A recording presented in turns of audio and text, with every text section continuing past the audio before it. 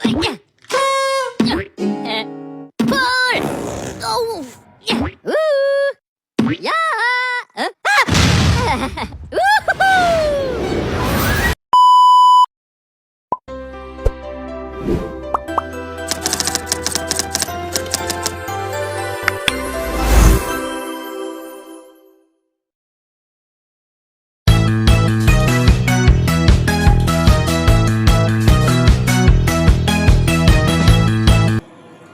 Assalamualaikum warahmatullahi wabarakatuh. Kembali lagi dengan kami kelompok 4. Kali ini kami akan membahas tokoh Carl Rogers dengan teorinya self consistency and congruence.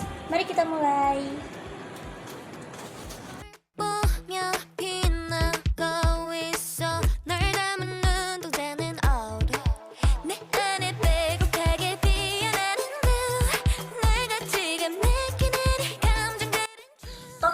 Yang kami bahas adalah Carl Ransom Rogers, seorang psikolog asal Amerika Serikat yang dikenal sebagai pelopor psikologi humanistik.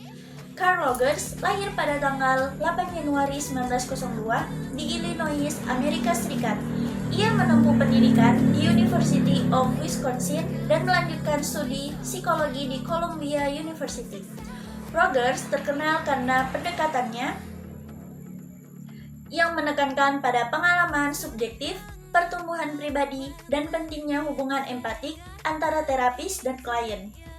Salah satu fokus utamanya adalah bagaimana seseorang menjaga konsistensi antara gambaran dirinya dan kenyataan hidupnya, yang dikenal dengan istilah self-consistency dan congruence. Inilah yang akan kami bahas lebih lanjut dalam video ini. Masih membahas tentang Carl Rogers, sekarang kita masuk ke salah satu ide penting dalam teorinya, yaitu self-consistency and congruence.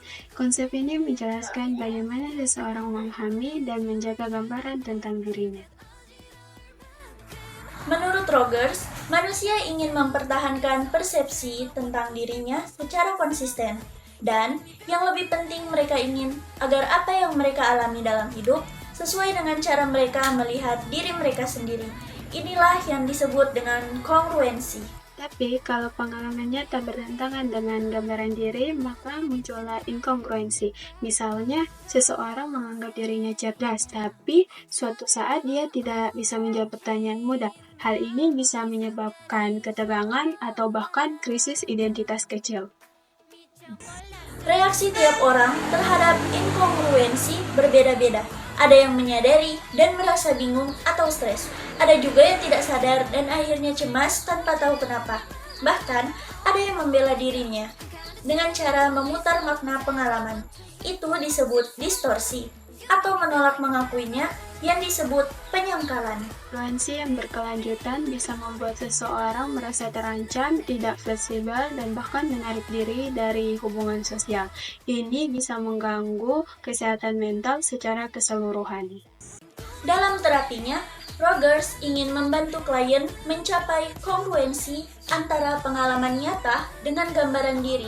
Ketika seseorang bisa menerima kenyataan hidup tanpa takut kehilangan harga dirinya, maka ia akan jadi pribadi yang lebih sehat dan dewasa. Kesimpulannya, Carl Rogers menekankan pentingnya kongruensi, yaitu kesesuaian antara gambaran diri atau self-concept dengan pengalaman nyata. Ketika seseorang mengalami inkongruensi, yaitu ketidaksesuaian antara keduanya, hal ini bisa menimbulkan kecemasan, kebingungan, dan gangguan dalam kesehatan mental. Reaksi terhadap inkongruensi bisa berupa kesadaran, penolakan, atau distorsi pengalaman. Tujuan terapi menurut Rogers adalah membantu individu mencapai kongruensi agar mereka bisa berkembang secara sehat, memahami diri dengan lebih baik, dan menjalani hidup yang lebih otentik dan matang secara emosional. Terima kasih sudah menyimak video kami dari pertama sampai yang kedua. Sampai berjumpa di lain waktu. Wassalamualaikum warahmatullahi wabarakatuh.